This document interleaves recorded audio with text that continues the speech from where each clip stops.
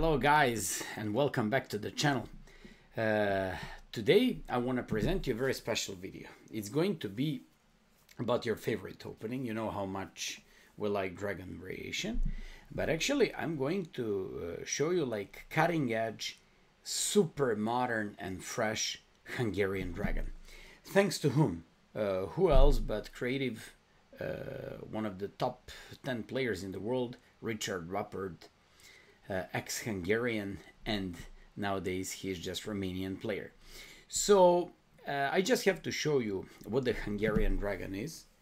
It's extremely interesting. It's pretty good for way better for advanced players, because you're just going to find an easy way how to equalize your games.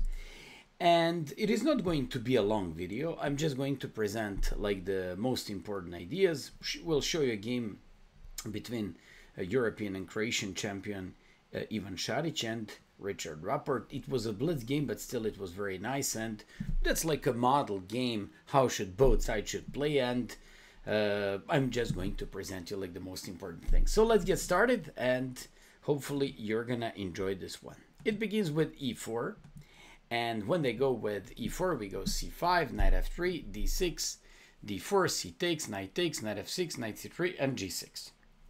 Typical Dragon. And when they play bishop e3, instead of doing for all these years and decades and the main move bishop g7, we go for a surprising knight c6. And now you're probably wondering, why knight c6? Because I don't want to place my knight on g7, believe it or not. So when they play f3, there is a highly entertaining and very interesting move by black here, h5. What's so special about h5? First of all, h5 gives us knight takes d4 followed by bishop h6, which is one of the crucial ideas. And second thing, when we go for h5, anytime they wish to go with g4 and to typically attack us, or to go with some h4, is out of question. And I believe that's why it's very interesting to consider Hungarian Dragon once in a while when you play your Dragon openings, because it's something, first of all, you're going to shock your opponent. Second thing, you're very close to equalizing the game very easily without much problems. And on top of all that, it's so new that they don't even know how to get advantage with white pieces. So let's go, and let me just show you the critical things. After you go h5, they go with the queen d2. Everybody goes queen d2, and then they decide whether they want to go for bishop c4 Yugoslav, long castle rouser, or g4 Panov. But here, we already gave up on the g4 because pawn is on h5, so g4 is not possible. That actually means that I have to go for queen d2 or bishop c4. I've seen a couple of games played in the past with the bishop c4. They pretend like they are playing some sort of Yugoslav. You play bishop d7. And this bishop on d7 helps you, because in many of these lines, they would like to take on c6 and push some e5. That won't happen with the bishop on d7, so any knight e6 we can consider capturing by bishop. So after queen d2, also when you play bishop d7, you're just opening up a typical rook c8, placing the rook on the open file, and going after the bishop on c4. After bishop d7, they go with a queen d2, and now you go knight takes d4. When you play knight takes d4, you just take that knight, remove the bishop. They gotta take it, and now, for the first time today, we're just seeing what the Hungarian Dragon is. It's the bishop h6 concept. Usually, we know that it's called the Dragon because it breathes fire from g7. But here, that's not going to be the case, and actually you go with the bishop h6, going after the queen on d2 and playing like this. That's a fairly interesting approach. And you know what? If they play bishop e3, you just capture. Since they threaten some e5 or whatever, you play queen c7, going after the bishop on c4. And as soon as they move the bishop, don't hesitate. Instantly go for the queenside action. And that's very interesting. We committed ourselves with h5. They don't have g4. If they go for a short castle, it's nothing else but equal, maybe even tiny bit better game for black, because we know our plans, and it's pushing these pawns on the queen side. Well, they cannot do anything on the king side and the center. And if they play long castle, we just go with a5. And I really think that the king on c1, all together with this bishop, and if they go with a3, we are just going to break them with b4. If they don't do anything, I'm just going to play a4, b4, and push these pawns. We really have like a very, very nice queenside advance and queenside action there with the black pieces. I really enjoyed this game for black, and I believe it's already a lot better. At least it gives you a pleasant attacking chances. I've seen that after bishop c4, bishop d7, queen d2, knight takes, bishop takes h6, lots of guys went with the queen f2. Creating a battery like this looks pretty logical, looks pretty powerful, but keep in mind, as long as we have this monster, you can't play long castle. That's a big thing for the Hungarian dragon. So when we go for short castle, I'm never afraid if they take on f6, as long as I have dark square bishop and they do not. Which means, yes, I do have terrible pawns on f7 and f6. I do have isolated weak pawn, but I don't care about that pawn. All I want to do here is I'm just taking control of the dark squares. I'm just going for the attack. And so I want to play rook c8, queen a5, and eventually I want to break with f5. This reminds me on Rouser, knight c6, bishop g5, g6 line, where they take on f6, and all you do is play bishop g7, castle, and then you don't care about the d6 pawn, you just want to play and break with f5 at some point, playing with the bishop pair. So after, like, once again, knight c3, knight c3, g6, bishop e3, knight c6, f3, h5. When they go for the Yugoslav approach, which certainly isn't Yugoslav variation, because we play bishop d7, knight takes d4, and bishop h6, it's a good line of Hungarian dragon, because after queen f2, we just go for short castle. I found a game where the guy captured an a7, and I'd be very happy to play like this. b5, that's the point. b5 is the point, because you never can take on b5. We play queen a5 and win the piece. They never can go back, because we play b4, we play queen a5, threatening that bishop on a7. We go bishop g7, and now we have a full compensation. I'm interested in taking on b3. What can I say? Playing rook f8, jumping with the knight on, for example, rook f8, threatening bishop takes b3. I want to jump with the knight on d7, e5, or c5. In general, I'm very satisfied as a dragon player with what's happening over the board. And after f3, h5, of course, everybody plays queen d2. I played it a couple of times. Everybody played queen d2 against me. And you take, and once again, we see that point with bishop takes d4 and bishop h6. Boom.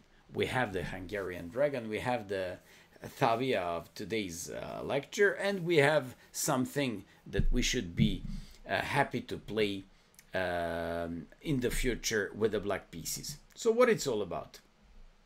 Instead of knight d4, bishop d4, they can also go for queen takes d4. We go bishop g7. We go short castle. I'm warning you, we threaten knight g4 now. So they gotta move the queen back. And now we play bishop e6. If I compare this position with long castle variations and normal dragon, I have h5.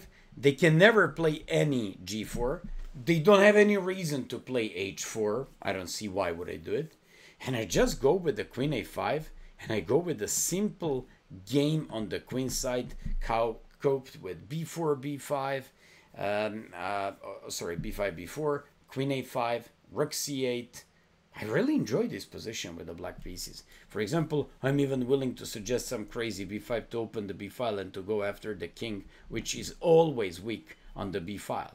Or if you think this is not enough, you can absolutely go with a rook c8. And then when you go with a rook c8, you just threaten some queen a5 at some point. You just threaten some queen c7. You just want to go b5 again. Basically, black has everything what one dragon player can wish. So that's why most of these guys, of course, play knight d4, bishop d4, and they go for bishop we go for bishop h6. This is a critical position for this video and for this lecture. You just have to know that after we play bishop h6, they once again have difficulties to make the long castle. So now they have to play queen f2, or bishop b5, or bishop to e3. I'd like to begin with bishop e3, because this boring approach by white is extremely boring. Yes, they kill our dragon bishop, but they also kill their attacking chances as well. So we go with bishop e6. Any long castle, I just go with queen a5, and I just go with the. I'm gonna place my king on g7. That's another thing how you artificially solve the problem. I'll play rook c8. I always can consider some b4, b5 and b4, and I'm threatening the pawn on a2. What do you want? Black looks amazing. So if they go with bishop b5 check, that's not a problem at all. We always have this artificial idea and artificial castle with a king f8. Long castles, you threaten e5 to harass my queen, to take advantage of my king. I don't care, I play queen a5. I'm threatening your pawn. So when you defend it, whether you play a3 or whatever, I play rook c8. And then with tempo, I'm threatening rook takes a3 followed by queen b5. You gotta go with bishop e2. King is now placed in full safety. And now I go a6, b5. I want to double up my rooks on the c file, rook c7 or rook c6, followed by rook f c8. I want to play knight e7, knight e5, or bishop c4 at some point, exchanging the bishop for the bishop to weaken their position even more. Black is awesome. So all things considered, in my opinion, bishop e3 is nothing. Let's go for the queen f2 fend move by white. Queen f2 isn't certainly threatening that pawn on a7. I absolutely don't care about that pawn. So if they go for that, we just go for queen a5. We now threaten that bishop. And when they go back to e3, you have something very nice. Lots of games I've seen online being played like this, because their policy is, let's grab a pawn and now, like run. Well, it doesn't work like this, buddy. A file is now open and your king is very unsafe, so we break it with d5. Take a look at this beautiful move. So when they play e5, we now go boom, d4. And now we just do the fork. They gotta take by queen, and when they take by queen, it's very simple position for us because we just go with rook to d8. So queen takes d4, and we now just go for rook to d8. We're threatening to take on e5. We're threatening to jump on d5 to pin that knight. King in the center. They haven't castled. I found a few games like this. Of course, these guys simply couldn't do anything and they lost their games with the white piece. So if you tried that system with queen f2 castles, bishop a7, queen a5, a reasonable idea is to go back here. I found that game in Kostenko Kazakov, played in Kazakhstan 2022, but then you play e5. You force them to play e3, and now you play d5. I believe that black has absolutely nice mutual chances and has a very nice game. Threatening d4. If you take knight takes d5, they're pinned. We have bishop f5, rook e or rook d8. Black has full compensation. That's my point. Black won this game, but I anyways think that this is with a great play for black. And finally, in my opinion, probably the most annoying one is bishop b5. I believe I played one blitz game, and at that time I didn't know good lines. How should I play this one? On bishop b5, you gotta, I believe I played king f8 in one of my games, and the guy played f4. And that's why you play blitz games. So you can make mistakes, you can sometimes lose your games, and fix these mistakes in practice. So my opponent went for bishop b5, and here we gotta go for bishop d7. I'm showing you how Rupert plays this variation, and we're about to finish this lecture already. So when they play like bishop d7, if they take on d7, this is the point. You take on d7 and they cannot touch the rook because we're threatening their queen. If they go with the queen f2, you know old good rule. We don't care about that. We just go for a castle. We just go for queen a5, and this is game Golubka Blomqvist. They drew the game from 2023. What I want to tell you about this line, you only can find from this line games from 2022 and 2023 because it's brand new. It's something absolutely for my subscribers on the channel, so hopefully you're gonna enjoy it. So after bishop d7, knight d7, bishop e3, you just exchange, queen b6. Game was played in somewhere in the United States, I believe 2023, between two GMs. Of course, black equalized without any problems, and they drew the game in the next 5 moves. And finally, I believe probably the most critical one after bishop b5, bishop d7 is queen d3. They move the queen. They defend the bishop and they keep threat of bishop takes f6. You go bishop c6. And this is exactly what we need to understand about these positions. Šarić played castle, and I believe that castle is absolutely normal here. If bishop f6 instantly and rook to d1, it's very important for all of you to understand. No, we do not care about the d6 pawn.